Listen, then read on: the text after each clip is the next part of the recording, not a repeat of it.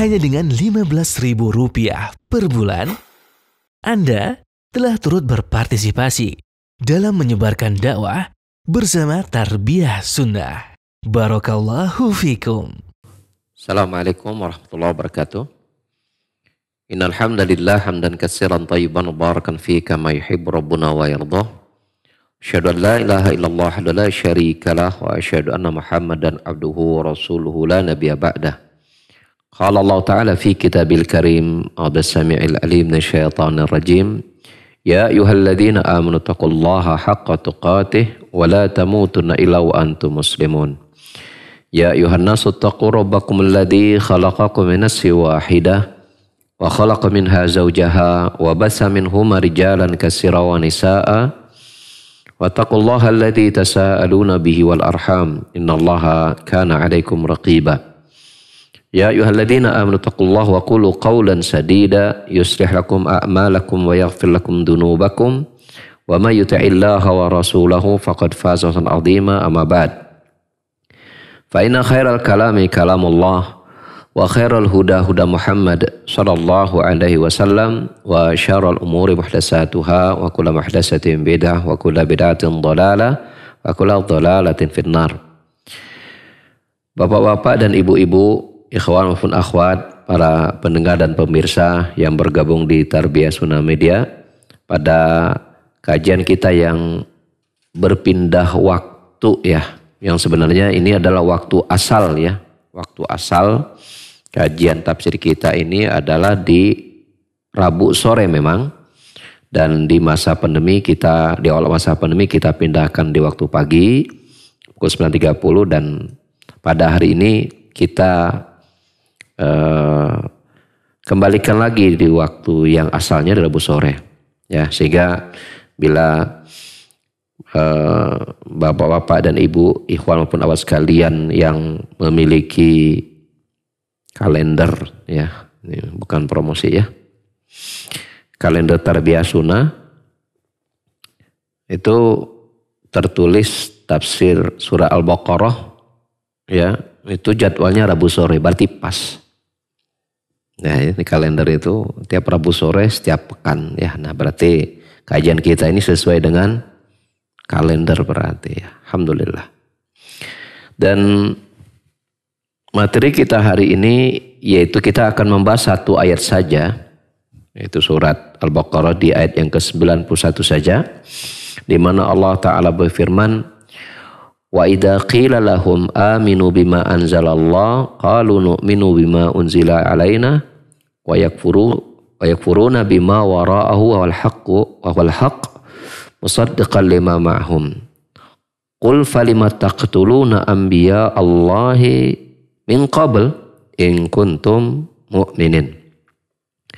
Dan apabila dikatakan kepada mereka di sini yaitu kaum Yahudi, artinya apabila ada yang menyampaikan kepada mereka, baik itu Rasul ya, seorang Rasul ataupun siapapun ya yang menyampaikan itu kepada mereka, misalnya di masa ini Rasul tidak ada ya, tapi para dai-dai yang mengikuti Rasul itu tetap ada sampai hari kiamat.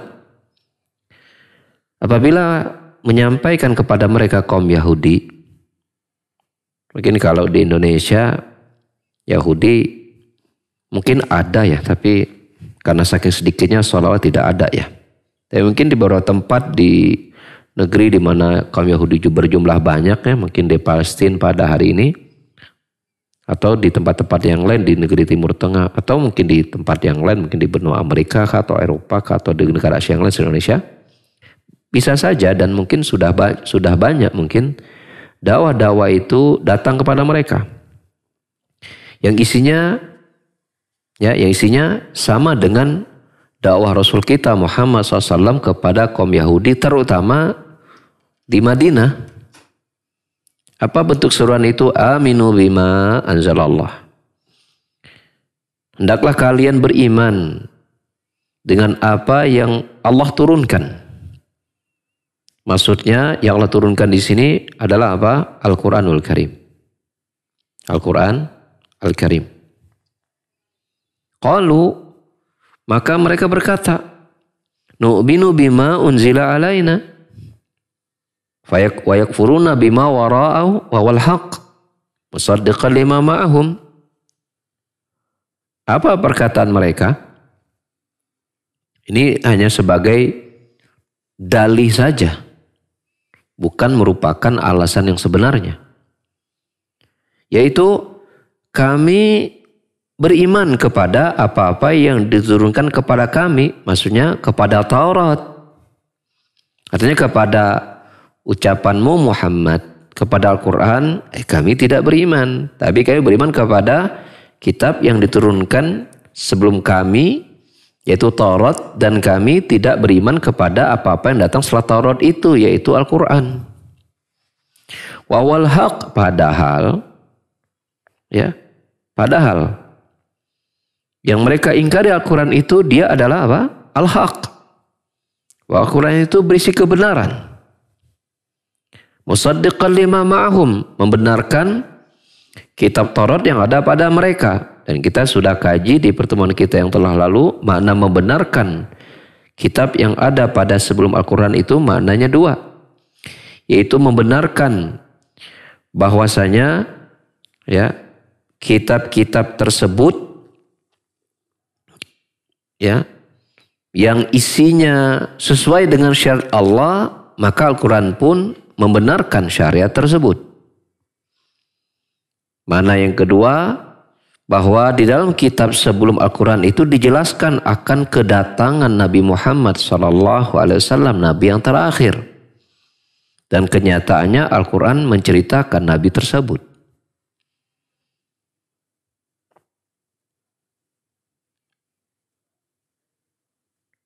Maka ketika mereka tidak beriman kepada apa-apa yang Allah turunkan kepada Rasul kita Muhammad SAW berupa Al-Quranul Karim, dan mereka berdalih bahwa kami hanya mengimani kitab-kitab Taurat sebelum kami, yaitu Taurat maksudnya mereka, maka alasan itu dibantah oleh Allah Subhanahu wa taala. Lalu kemudian Allah memerintahkan kepada Nabi kita Muhammad SAW untuk qul, sampaikan kepada mereka, falima taqtuluna anbiya Allah min qablu in kuntum mu'minin.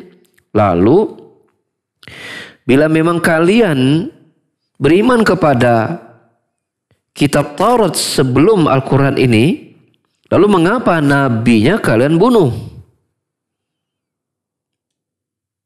Karena membunuh Nabi itu berarti apa? Kufur kepada apa yang mereka turunkan. Apa yang diturunkan kepada mereka. Yang Allah turunkan kepada mereka.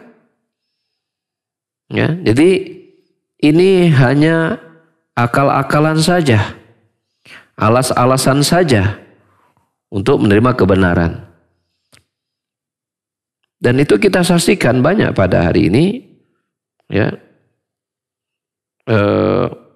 Orang-orang yang dari kalangan Alkitab yang tidak beriman kepada Al-Quran, tidak beriman kepada Nabi Muhammad SAW, itu berdalih bahwasanya agama mereka adalah agama yang dahuluan datang sebelum Islam, sebelum Nabi Muhammad. Maka Allah Subhanahu wa taala mengajarkan cara membantah mereka. Jika kalian betul beriman kepada apa-apa yang datang dari Nabi Muhammad SAW berupa kitab sebelum Al-Quran, lalu kenyataannya mengapa? Nabi yang menyuruh kepada kalian di masa dulu, itu kalian perangi. Jika kalian memang beriman. Ayat ini memberikan beberapa faidah. Memberikan beberapa faidah. Yang pertama, menjelaskan bahwasanya annal Qur'ana kalamullah, bahwasanya Al-Quran itu adalah kalamullah, yaitu ucapan Allah Jalla wa'ala. Diambil dari ayat tadi, dari potongan ayat tadi, aminu bima anzalallah, wahai kaum Yahudi berimanlah kepada apa yang Allah turunkan, yaitu Al-Quran. Ya, dan apa yang Allah turunkan Al-Quran itu adalah kalam, ya, bukan sesuatu yang berdiri sendiri. Ya, karena ucapan Allah itu merupakan sifat dari Allah Subhanahu wa Ta'ala. Dia tidak terpisah dari diri Allah Subhanahu wa Ta'ala. Ya. Ini yang pertama, menjelaskan bahwa Al-Quran itu adalah ya, kalamullah, sesuatu yang merupakan sifat Allah Subhanahu wa Ta'ala, bukan sesuatu yang terpisah dari diri Allah Subhanahu wa Ta'ala, yang melahirkan kesimpulan yang salah, yaitu menganggap Al-Quran itu makhluk Allah jadinya. Faedah yang kedua, ketika Allah menyatakan Al-Quran itu Allah turunkan, ya, menunjukkan bahwa uluwullah subhanahu wa ta'ala, bahwa Allah subhanahu wa ta'ala itu tinggi. Lianna idza kana al-Qur'an kalamu wa nazalun min indih dala ala ulul mutakallim bih. Karena jika Al-Quran itu adalah ucapan Allah dan itu turun dari sisi Allah Subhanahu wa Ta'ala, menunjukkan akan ketinggian yang mengucapkannya. Al-Quran itu ucapan Allah, dan ketika Al-Quran itu adalah ucapan Allah, adalah diturunkan dari Allah, menunjukkan yang berbicaranya itu Allah adalah tinggi. Ya, Allah tinggi.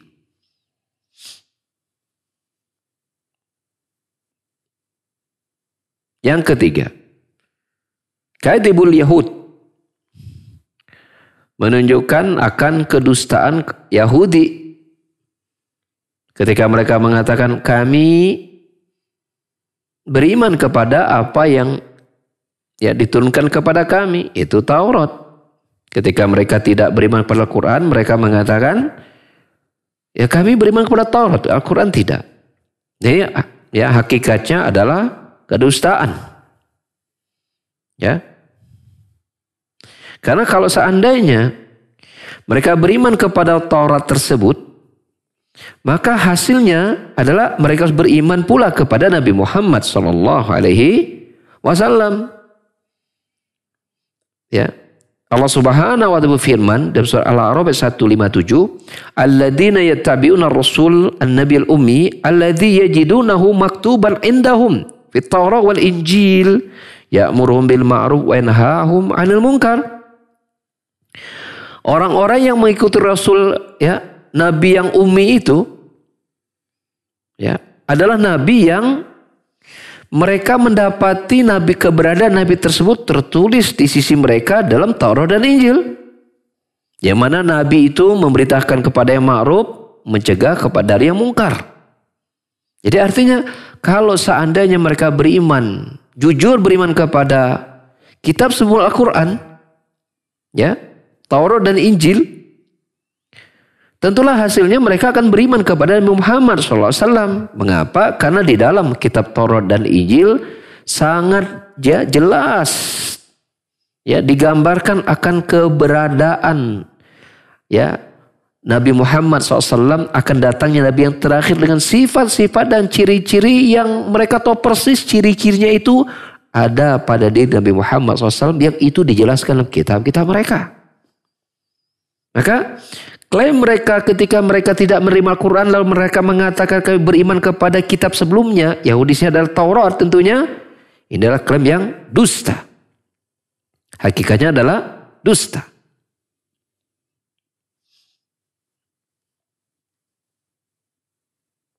Maka Allah ceritakan kedustaan mereka yang sesungguhnya. Faedah yang keempat, utuwul Yahud wa inaduhum, ya, li'annahum yaqulun la nu'minu illa bima, ya, unzila alaina. Menunjukkan, ya, betapa kerasnya pembangkangan kaum Yahudi, dikarenakan mereka berkata kami tidak beriman kecuali apa yang diturunkan kepada kami. Intinya mereka menolak untuk mengimani Rasul dan Al-Quran. Dan secara umum, ya, ayat-ayat yang turun kepada di masa Rasulullah SAW, yang itu kemudian ditolak, itu pada 3 perkara. Menolak akan adanya hari akhir, menolak kenabian Muhammad, dan menolak Al-Quran. Faedah berikutnya adalah anna man du'ya ilal haq min hadil ummah wa qala al-madhabu kada wa kada. Sesungguhnya siapapun yang dia mengaku-aku, mengklaim, ya, bahwa dia mengikuti kebenaran dari umat ini, ya, dari umat Islam atau umat Muhammad pada masa ini, atau secara khusus adalah umat Islam, kata Syekh, seperti mengatakan al-madhabu kada wa kada. Dia mengatakan menurut mazhab itu, misalnya mazhab tertentu, ya, misalnya menurut mazhab ini, ya, pendapatnya demikian.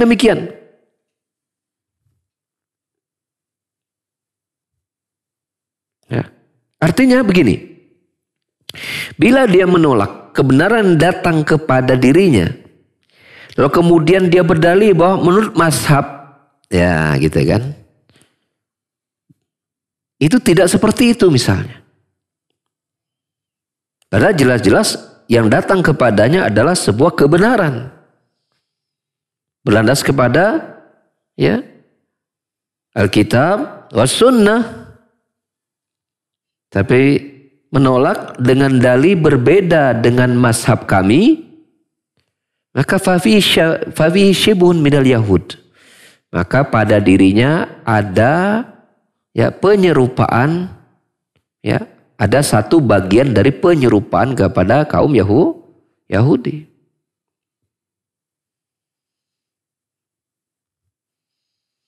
Karena li'anna al-wajiba idza du'iyat ilal haq. Li'anna al-wajiba idza du'ita ilal haq an taqul sami'na wa ata'na wa la tu'aridu bi qaulin kana au madhhabin.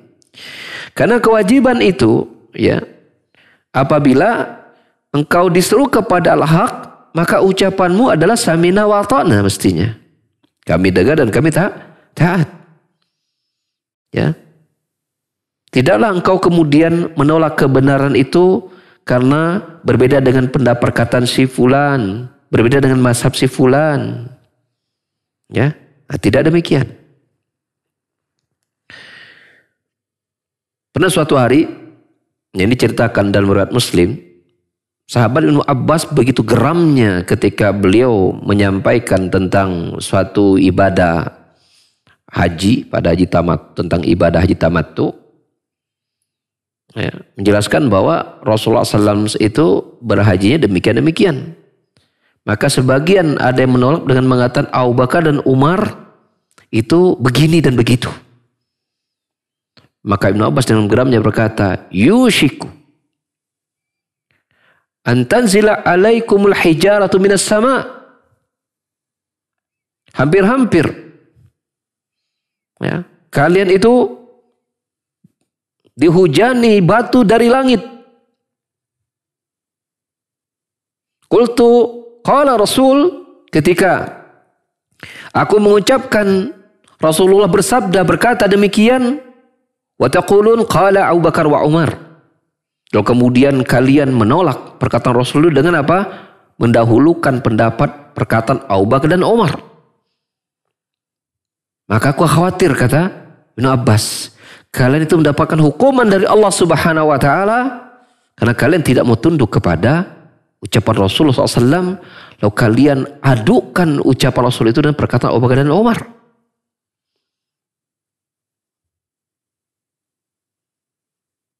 Lihat, bila kemudian, inilah sikap manhaj yang benar yang diajarkan oleh sahabat mulia Ibnu Abbas radhiyallahu anhu. Maka faedahnya dari perkataan Ibnu Abbas tersebut, kata para ulama, bila, ya, manusia yang paling termulia setelah Rasulullah sallallahu alaihi wasallam, yaitu Abu Bakar dan Umar radhiyallahu anhuma, bila ada pendapat mereka misalnya berdasar istihad tentunya. Ya bisa jadi istihad mereka karena mereka bisa jadi belum sampai kepada mereka ucapan Rasul. Tapi sahabat yang lain seperti Ibnu Abbas sampai kepada ucapan Rasul. Yang tidak diketahui oleh Abu Bakar dan Umar bisa jadi. Kemudian ucapan keduanya itu tidak boleh diambil bila kemudian jelas-jelas bertentangan dengan apa yang datang dari Rasulullah SAW. Maka tentulah ucapan selain keduanya lebih tidak pantas lagi diterima bila itu jelas-jelas bertentangan dengan ucapan Rasulullah sallallahu alaihi wasallam. Apakah kemudian di ucapan Rasul itu ditolak karena mendahulukan perkataan mazhab tertentu, mazhab ini, mazhab itu, perkataan tokoh ini, tokoh itu, maka ini ya bukan cara yang tepat dalam kita beragama. Dalam kita beragama tentulah ya, Rasul dan ucapannya, perbuatannya, apa yang beliau amalkan dari agama ini adalah teladan kita. Karena Allah Subhanahu wa taala telah mendudukkan beliau sebagai teladan bagi umatnya. Laqad kana lakum fi Rasulillahi uswatun hasanah. Liman kana yarjullaha wal yawmal akhir wa dzakarallaha katsira. Sungguh telah ada untuk kalian pada diri Rasulullah sallallahu alaihi wasallam teladan yang terbaik bagi mereka yang beriman kepada Allah, beriman kepada Allah hari akhir, dan mereka banyak menyebut Allah Subhanahu wa taala. Banyak mengingat Allah Subhanahu wa taala. Maka ciri orang yang betulnya iman mereka kepada Allah, lurusnya iman mereka kepada hari akhir, dan ciri bahwa mereka itu banyak mengingat Allah Subhanahu wa taala adalah mereka akan menjadikan Rasulullah SAW sebagai apa? Teladan mereka, imam mereka, pemimpin mereka. Ya. Dan ini semakna dengan wasiat Allah kepada orang beriman di Al-Surah Al-Hujurat, ya ayyuhalladzina amanu la tuqaddimu baina yadayillahi wa rasulihi wattaqullaha innallaha samiun alim. Wahai orang-orang yang beriman, janganlah kalian mendahulukan Allah dan Rasulnya. Kalian ganti dengan perkataan yang lain selain dari ucapan Allah dan Rasulnya. Bertakwalah kepada Allah, sesungguhnya Allah Maha mendengar lagi Maha melihat. Kemudian Allah mengatakan kepada para sahabat ini, ya alladzina amanu, secara khusus. Ketika para sahabat Rasulullah masih hidup, para sahabat ada di tengah-tengah Rasulullah SAW. Ya Rasulullah ada di tengah-tengah para sahabat. Ya alladzina amanu, untuk para sahabat ini, ya. Pada saat itu dan berlaku umum pada seluruh umatnya. La tarfa'u aswatakum fawqa sautin nabi wa la tajharu bil qawli kajari ba'dikum li ba'din an tahbata a'malukum wa antum la tash'urun. Wahai orang-orang yang beriman, janganlah kalian meninggikan suara kalian kepada Rasulullah SAW seperti kalian meninggikan suara kalian seperti sebagian kalian kepada sebagian yang lain, yang dengan itu berakibat gugurlah amal-amal kalian dan kalian tidak menyadarinya. Lihat, para sahabat ridwanullah alaihim ajma'in saja diperingatkan oleh Allah Subhanahu wa taala, padahal mereka adalah sebaik-baik mukmin dalam keimanan mereka kepada Allah dan Rasul.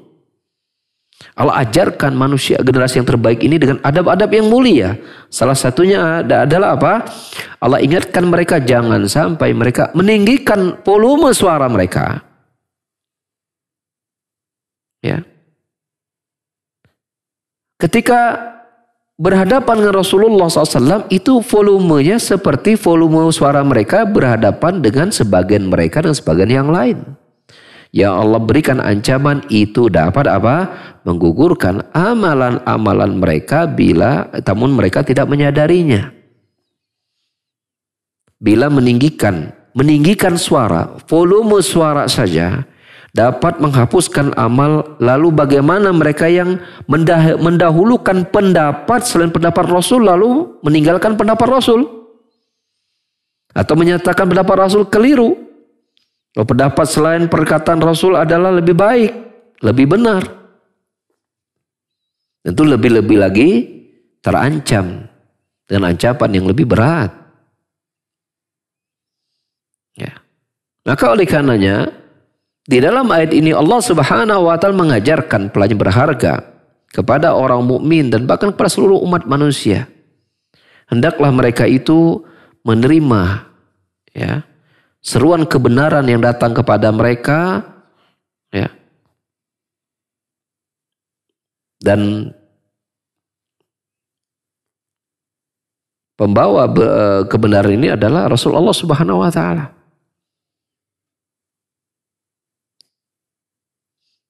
Yang kejujurannya ya tentang keadaan beliau itu telah diakui bahkan oleh orang-orang kafir Quraisy semasa Rasulullah masih hidup bersama mereka.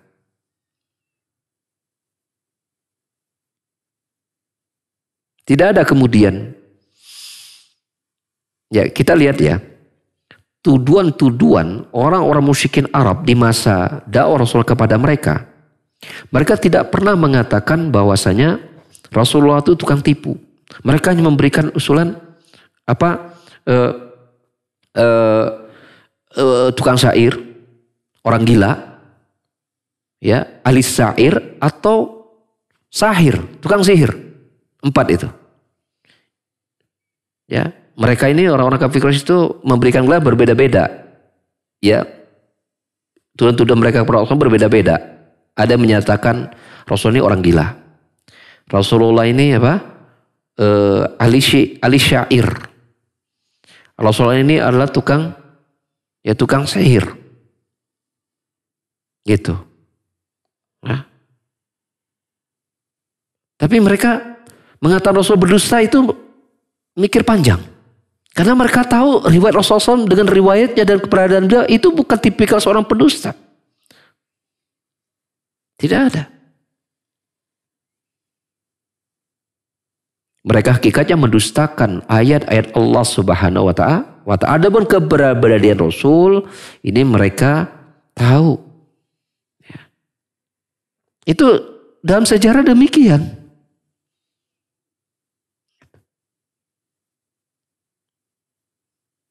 Nah itu kan mestinya menjadi dalil juga untuk seseorang itu membenarkan kebenaran datang dari Muhammad SAW. Itu berupa Al-Quran dan tafsirnya tentunya. Yang ditafsirkan juga oleh Rasulullah SAW dalam hadis-hadis yang sahih. Ya, nah ini diingatkan oleh Syekh Utsaimin dalam tafsirnya bahwa jangan sampai orang Islam itu meniru ya kelakuan kaum Yahudi yang menolak kebenaran dengan alasan ini berbeda dengan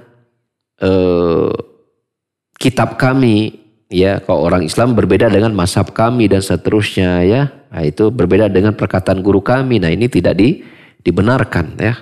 Maka hendaklah ucapan orang mukmin itu bila datang kebenaran kepada mereka, ya, datang ayat datang hadis yang sahih kepada mereka, maka hendaklah ucapan mereka adalah apa? Sami'na wa ata'na. Karena demikian yang Allah ajarkan, ucapan orang beriman itu demikian. Innama kana qaulal mu'minina idza du'a ila Allah wa rasuli ayyahkuma bainahum ayyaqulu sami'na wa ata'na. Ya, sesungguhnya ucapan orang yang beriman tatkala mereka diseru kepada Allah dan Rasulnya untuk menetapkan hukum di antara mereka, ucapan mereka sami'na wa ata'na.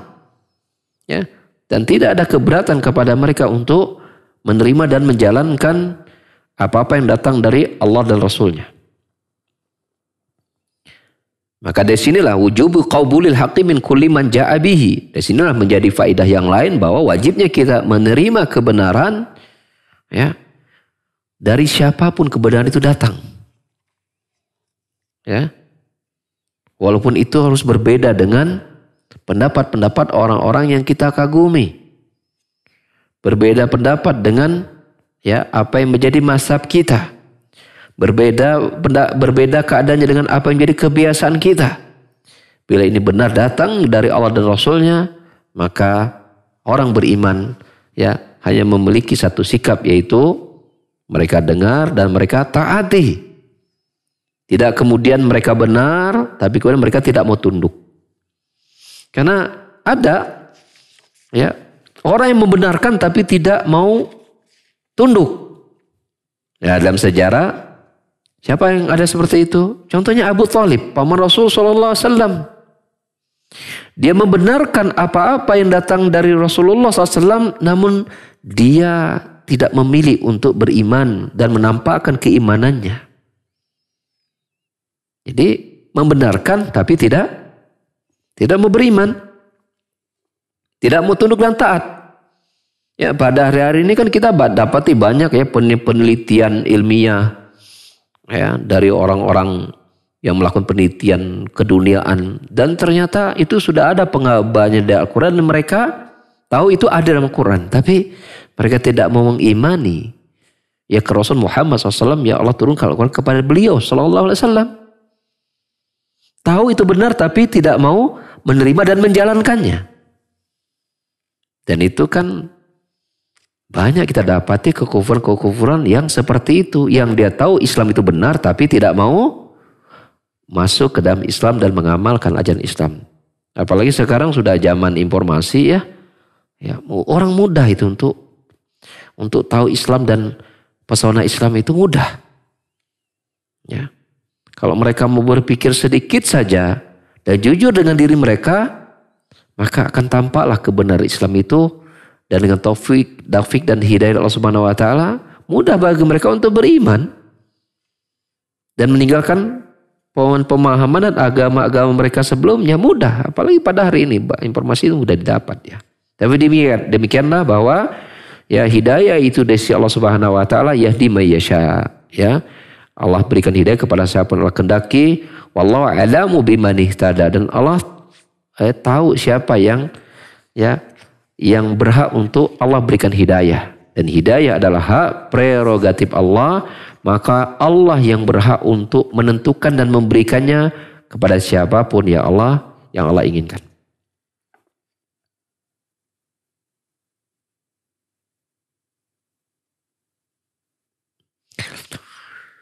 Ya, faedah yang terakhir dari ayat tadi bahwasanya ya salah satu metode untuk mematahkan ya kebatilan dan argumen mereka adalah dengan berhujah kepada perbuatan mereka. Di sini kita lihat orang Yahudi mengatakan bahwasanya kami beriman kepada kitab semua Al-Quran. Al-Quran kami nggak mau beriman. Maka dibantah, kenyataannya mengapa kalian membunuh para nabi kalau emang kalian beriman kepada kitab-kitab sebelumnya, kepada nabi sebelum, kenapa kalian bunuh? Nah ini juga ya menjadi pelajaran berharga buat kita, bahwasanya salah satu metode untuk mematahkan suatu kebatilan adalah dengan melihat perbuatan mereka yang ternyata bertentangan dengan ucapan mereka. Ini pun menjadi dalil kepada kita bahwasanya ya perbuatan itu lebih memberikan pengaruh ya daripada apa yang kita ketahui atau apa yang kita ucapkan. Lebih memberikan pengaruh. Baik pengaruh dalam kita mematahkan hujah dari kebatilan, atau pengaruh ketika kita ingin menyampaikan kebenaran. Makanya perkataan Syekhul Islam Ibnu Taimiyah rahimahullah ta'ala, dan ucapan yang terkenal beliau berkata, amalu rajulin li alfi rajulin ablagu min qauli alfi rajul li rajulin. Amalan seseorang di hadapan 1000 orang itu lebih memberikan pengaruh daripada perkataan 1000 orang di hadapan 1 orang. Amal. Jadi perbuatan itu lebih memberikan bukti dan lebih mudah orang untuk percaya, ya, untuk menjadi kekuatan, ya, daripada sekedar diucapkan. Kadang ucapan itu berbeda dengan perbuatan, maka perbuatan itu menjadi hujah dibanding perkataannya, ya, pada beberapa keadaan seperti itu, ya. Makanya ini salah satu metode, ya, metode dalam membantah, ya, membantah kebatilan. Ya. Jadi apa yang mereka ucapkan di kenyataannya tidak demikian. Menyatakan beriman kepada Taurat, kenyataan mereka tidak beriman kepada Taurat hakikatnya. Ya, buktinya ada 2 tadi dijelaskan. Pertama, mereka membunuh para nabi. Ya, termasuk mereka tidak tunduk kepada apa-apa yang diajar, tanda-tanda kepada Nabi Musa kepada mereka. Itu banyak nanti kita akan temukan ya. Pembahasan berikutnya bagaimana Allah menceritakan tentang bahwa di hadapan Bani Israel Yahudi telah banyak tanda-tanda kebenaran dibuat Nabi Musa, tapi tetap saja membuat mereka itu membangkang kepada Nabi Musa. Ya, tanda yang kedua adalah bahwa mestinya kalau mereka beriman kepada kebenaran, pada Taurat, bahwa dalam Taurat itu menceritakan akan datangnya Nabi yang terakhir dengan ciri-ciri yang mereka tahu persis itu ada pada Nabi Muhammad SAW.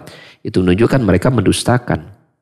Ternyata mereka beriman kepada Taurat, kenyataannya mereka dusta kepada apa yang menjadi tuntutan dari Taurat tadi adalah apa? Harus beriman kepada Nabi Muhammad SAW. Ya. Nah, demikian barangkali kajian kita di sore hari ini, ya, kita cukupkan dulu di 1 ayat ini, dan insya Allah Ta'ala pada waktu yang akan datang kita akan lanjutkan lagi faedah-faedah dari surah Al-Baqarah ya. Semoga Allah mudahkan, Allah mayyasir. Ya, kita kembali kepada ya Kang Cepi ya untuk sore hari ini. Syukran Ustaz atas pemaparan materi yang disampaikan. Ikhwati man azani Allah wa iyyakum, para pendengar dan pemirsa dimanapun antum berada yang menyimak kajian Islam ilmiah pembahasan tafsir surat Al-Baqarah di pembahasan ayat yang ke-92. Silakan bagi yang akan bertanya melalui line telepon, kami undang dan kami persilahkan untuk mengajukan pertanyaannya melalui line telepon di nomor 022 86862637. Sekali lagi yang akan bertanya melalui line telepon, silakan bisa melalui line telepon di nomor 022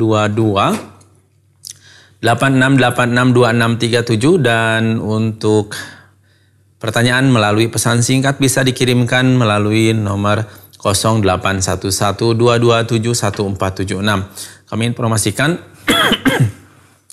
bahwa nomor 081122714776 dikhususkan untuk pertanyaan melalui pesan singkat saja, SMS atau WhatsApp, tidak bisa menerima telepon. Dan silakan yang akan bertanya bisa melalui line telepon di nomor 022 86862637. Baik, pertanyaan pertama Ustadz dari hamba Allah di Bandung. Beliau bertanya, Ustadz, sejauh mana Al-Quran sebagai mukjizat dapat dijadikan obat? Karena di masyarakat Ana melihat ada keyakinan mengobati penyakit tertentu dengan membacakan surat tertentu dalam Al-Quran. Silahkan. Baik. Ya, barakallahu fikum ya. Sejauh mana Al-Quran itu menjadi mukjizat? Mungkin di sini di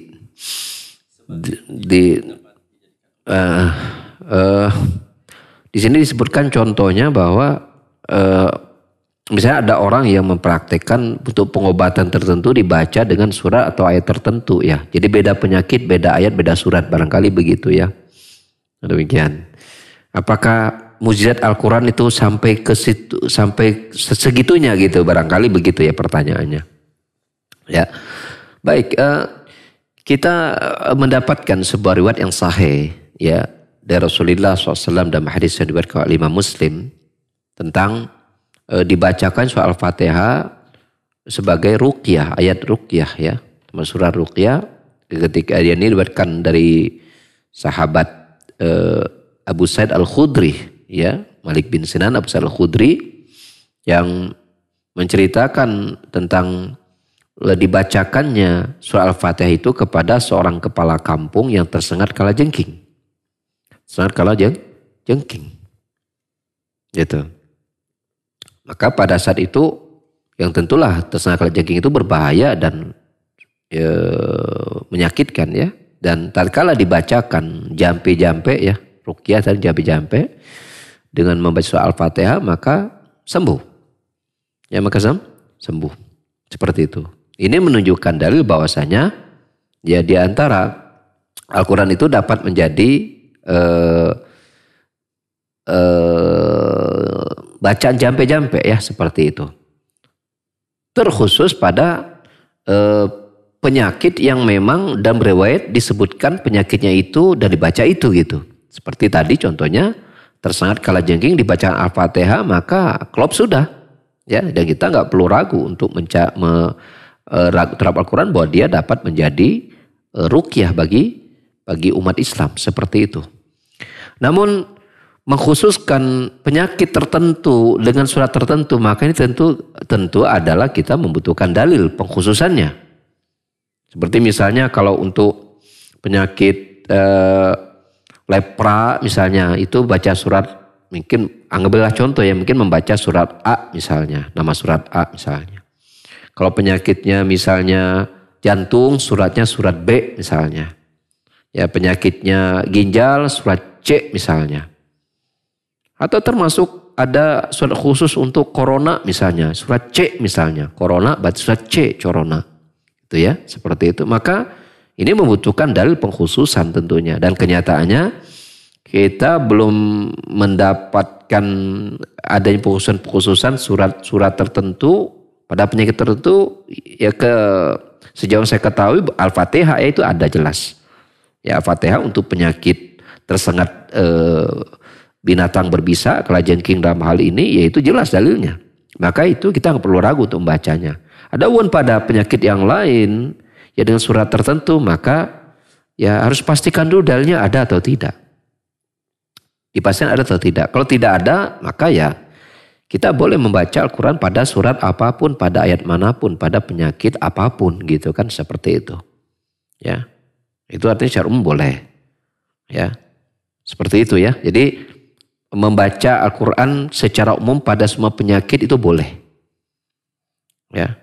Adapun mengkhususkan bacaan tertentu pada penyakit tertentu, ya, beda penyakit, beda surat, beda ayat, maka ini membutuhkan dalil pengkhususannya. Kalau tidak ada, maka ya kita tidak boleh mengkhususkan ayat tertentu atau surat tertentu pada penyakit tertentu.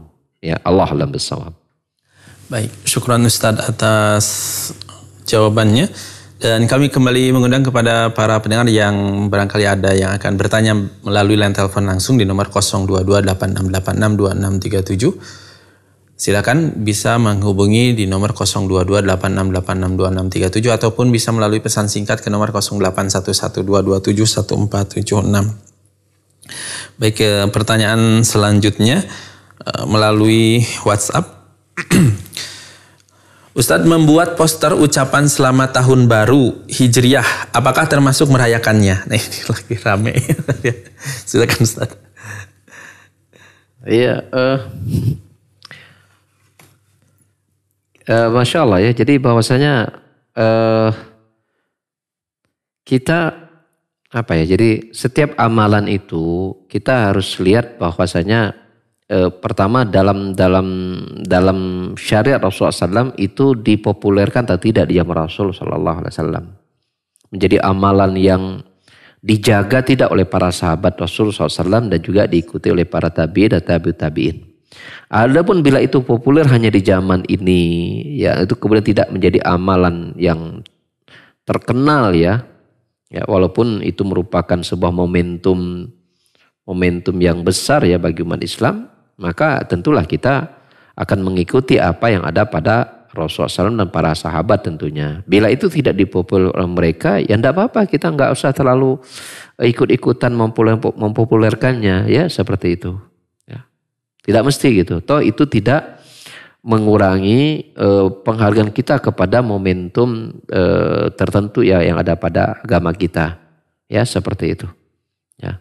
Yang penting pada kenyataannya amalan kita menunjukkan kita mengagungkan apa-apa yang ada dalam syariat Rasul Sallallahu Alaihi Wasallam. Ya, seperti itu. Jadi sejauh ini yang saya ketahui hal yang seperti ini belum saya dapatkan adanya dalil ya tentang masalah itu ya. Allah a'lam bishawab. Baik, syukran Ustadz atas jawabannya. Pertanyaan selanjutnya dari Abu Abdillah di KBB. Bismillah, izin bertanya Ustadz, apakah termasuk kemunafikan dari umat akhir zaman bagi orang yang lebih menerima perkataan dari orang atau tokoh yang ia sukai daripada perkataan Rasulullah SAW atau hadis Nabi? Silahkan. Baik, ya Apakah termasuk bentuk kemunafikan seseorang yang mendahulukan perkataan seorang daripada perkataan Nabi Shallallahu Alaihi Wasallam? Ya, kalau secara umum ya bisa masuk dalam mungkin bukan kemunafikan ya, bentuk kekufuran ya, bentuk kekufuran. Ya, mungkin bentuk kekufuran, pasnya demikian. Kalau secara perbuatan iya bisa masuk dalam kategori demikian. Namun dari sebab itu terjadi maka tentu tidak mengotomatiskan ya orang-orang ini dihukumi dengan sifat dengan munafik atau orang kafir. Nah, tentu tidak mengotomatiskan demikian. Karena kadang-kadang seseorang itu bahkan ada sebuah kitab namanya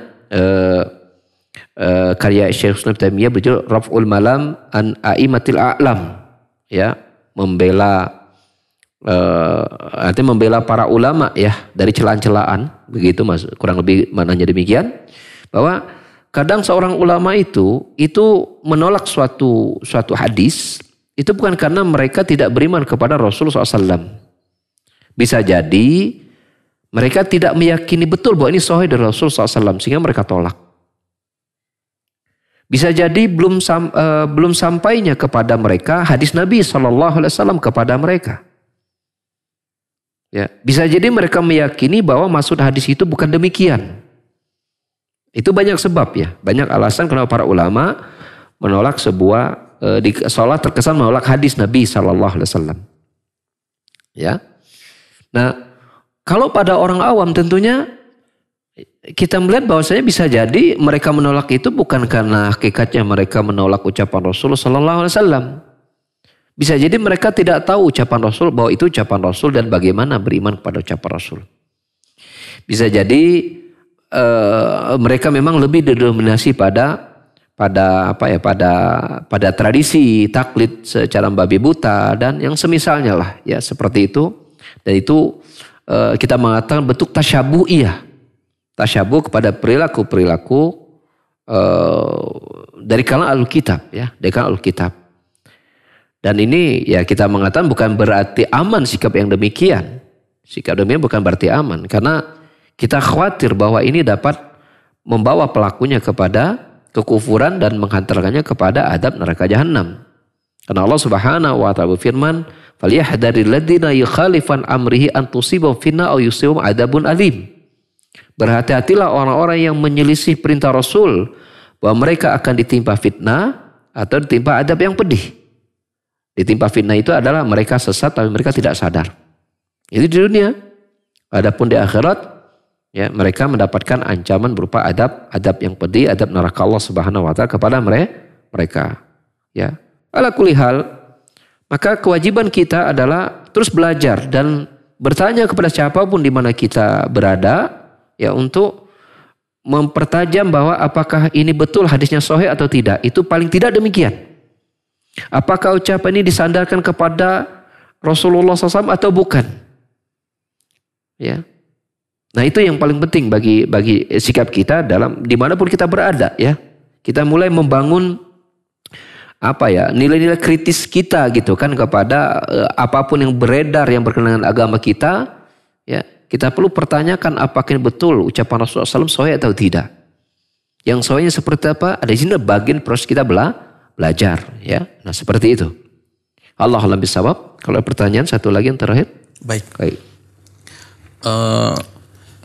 Pertanyaan selanjutnya Ustadz. Assalamualaikum, izin bertanya, apa maksud dalam salah satu firman Allah bahwa sesungguhnya setan itu lemah? Bagaimana kita mengetahui kelemahan setan tersebut? Jazakallahu khairan Ustadz. Silakan. Iya. Baik. Demikian Allah Subhanahu wa taala menyebutkan bahwa innaka syaitan dha'ifa, bahwa tipu daya syaitan itu lemah. Ya, tipu daya syaitan lemah. Ya. Artinya bila iman kita kuat, bila iman kita benar, maka hakikatnya godaan itu lemah ya. Yang membuat dia menang karena iman kita lebih lemah daripada godaannya. Kan begitu.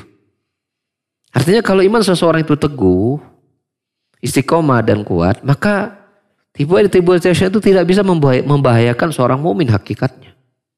Dan bagaimana kita mengetahui kelemahan tipu daya tersebut? Ya dengan kita belajar. Ketika kita belajar dengan ilmu yang benar, kita amalkan ya, maka kita akan dapati keistiqomahan itu mudah untuk kita raih. Mudah untuk kita raih. Dengan pertolongan Allah Subhanahu wa taala tentunya. Ketika kita tahu, ya, kita tahu bahwasanya tipu dari syaitan itu lemah, dan kita tahu itu dari Allah Subhanahu wa taala, maka ya kepada Allah Subhanahu wa taala kita minta pertolongan. Tidak berarti bahwa ketika kita tahu ya tipu daya syaitan itu lemah, lalu kemudian kita pasang badan, menyombongkan diri, lalu menantang, sok setan, sok silakan aja goda saya nggak akan goyang gitu. Jangan ya. Buktinya Nabi Adam juga turun ke dunia kok jatuhnya kok nggak kuat melawan godaan itu. Jangan. Jadi informasi kita dari Allah Subhanahu wa taala bahwa tipu daya syaitan itu lemah, ya. Itu bagi mereka yang mendapat pertolongan dari Allah Subhanahu wa taala. Artinya bila seorang yakin kepada Allah Subhanahu wa taala, menyandarkan pertolongan kepada Allah untuk menjaga dirinya, maka sehebat apapun tipu daya syaitan itu kepada kita, maka akhirnya itu tidak akan bisa menggoyahkan iman kita sama sekali. Bila Allah menolong kita, itu faidahnya yang benar, ya. Bukan kemudian kita menantang untuk siap menghadapi godaan setan apapun, sok atau silakan tantang saya, ya, goda saya gitu. Saya nggak akan goyang gitu. Nah, ini bukan demikian, bukan demikian, ya. Tetapi bila kita tahu bahwa Allah Subhanahu wa taala mengabarkan kepada kita tipu daya setan, maka faidah kepada kita adalah apa? Mintalah pertolongan kepada Allah untuk menjadikan iman kita kuat dan tipu daya syaitan itu lemah di hadapan kita sebagai orang yang beriman yang jujur, mohon pertolongan kepada Allah Subhanahu wa taala. Dan demikianlah memang hanya kepada Allah Subhanahu wa taala saja kita bersandar, hanya kepadanya lah kita bertawakal, ya, terhadap kebaikan dunia dan akhirat kita. Hanya kepadanya lah kita mohon perlindungan dari segala keburukan dunia dan akhirat, dari berbagai macam, ya, dari semua sisi yang dapat melahirkan keburukan dan akhirat kita.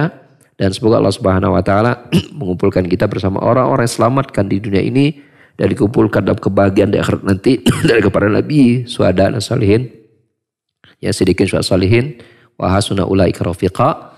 Subhanakallahumma hamdika, asyhadu an la ilaha illa anta, astaghfiruka wa atubu ilaik. Assalamualaikum warahmatullahi wabarakatuh.